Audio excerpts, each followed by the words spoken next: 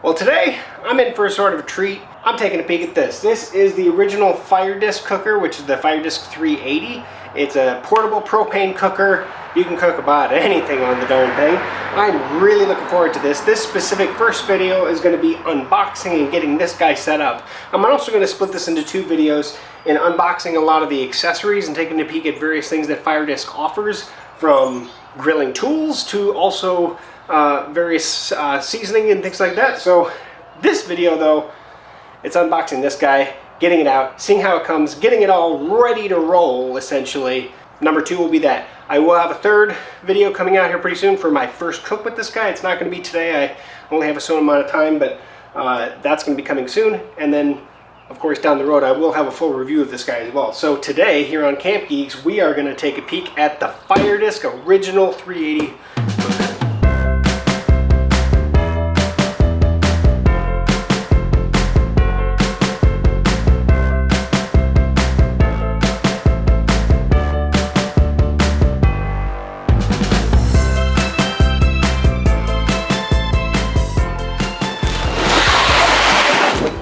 Okay, so this is exactly how it came. I haven't obviously opened it yet. Let's get this guy out here. And then of course with this as well, we'll also see if there's any specific tools we'll need to set this up. I'm hoping not, because it is a portable cooker, something that you would take with you and cook with you camping or wherever you want to go.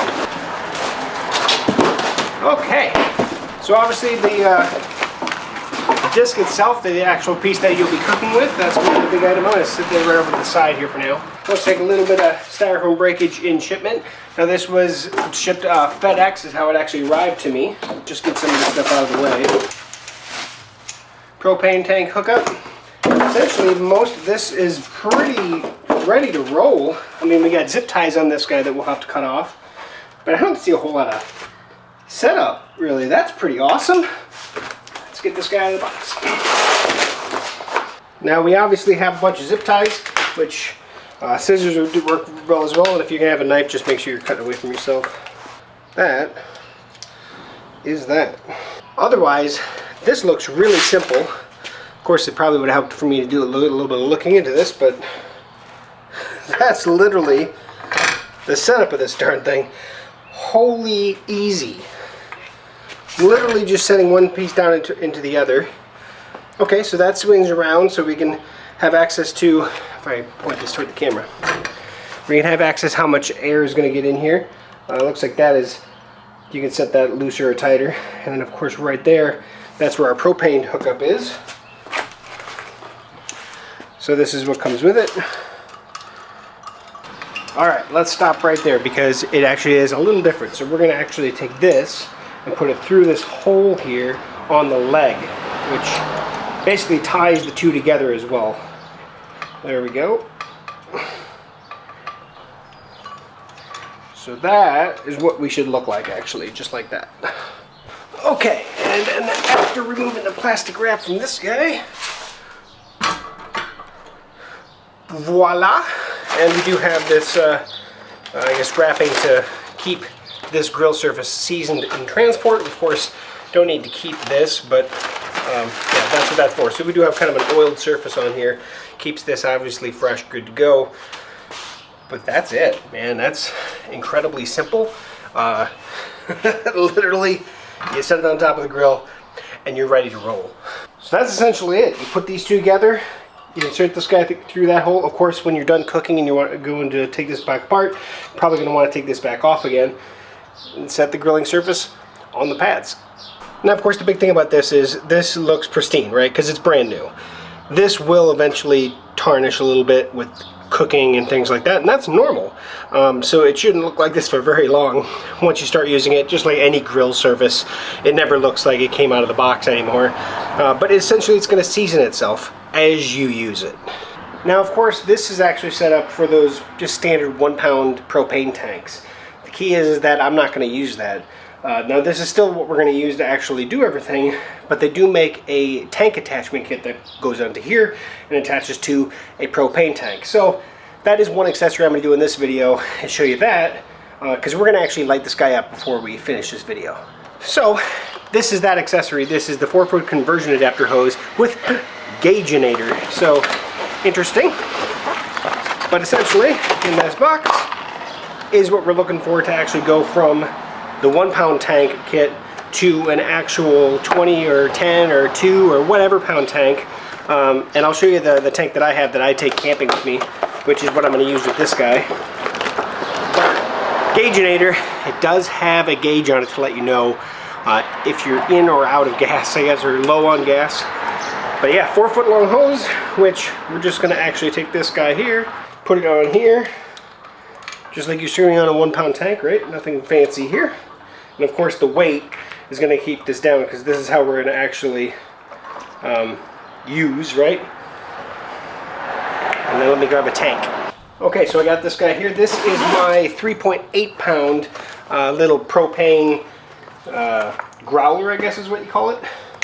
I'm just going to go ahead and attach that to this guy. Make sure that's on. Make sure this is off before I do anything. And then turn my tank on. Now my gas gauge is actually reading green.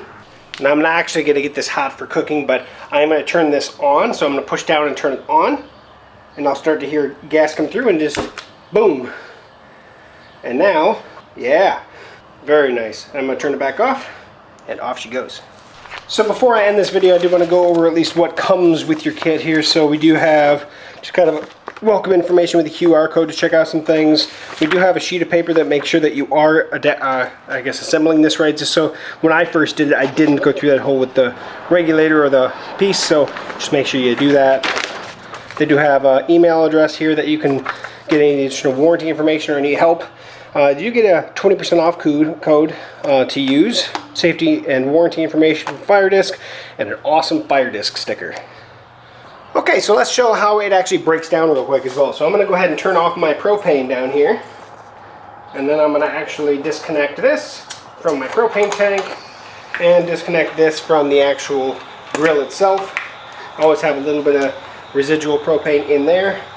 Otherwise, that's set to go. Then, obviously, you want to make sure you wait till your grilling surface is cool. You don't want to be touching this while it's still hot.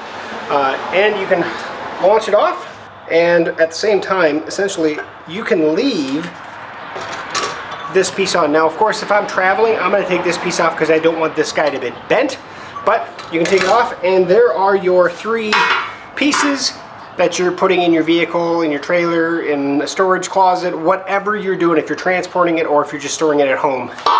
A lot smaller than any other grill. And then of course to set back up, quick and easy like this. Now I did want to point out one other thing that I noticed. Grilling surface is one of the heaviest parts, but once you get it on there, you may notice it rocks a little bit. If you take your foot and you just kind of kick the legs out a little bit, give a little bit wider stance, then it locks down a little bit more, a lot more actually, to be honest, and it doesn't rock it out at all. So it's just about giving it a nice wide stance to grip onto the ground. So that is the FireDisc 380, the original FireDisc. Retails at $329 for the FireDisc itself. If you want their 4-foot accessory hose, that is an extra $49. Now you could use a third party's, but the nice thing is they do give you the gauginator on there, so you can tell whether or not it is, and of course you know it's designed it and works well with your FireDisc cooker. So there it is. If you want one of these, check out FireDisc.com. I'm going to put links in the description as well where you can take a peek at both of these, both the grill itself as well as this accessory hose. Stay tuned. At the same time, I'm also going to drop my accessory kit because I have a box stuff over there that we're going to see what it actually does on the grill itself and take a peek at different things. So thank you for watching to the end of this video. Like, comment, share, subscribe, and check out my other videos. See you again soon, right here on CampGeeks.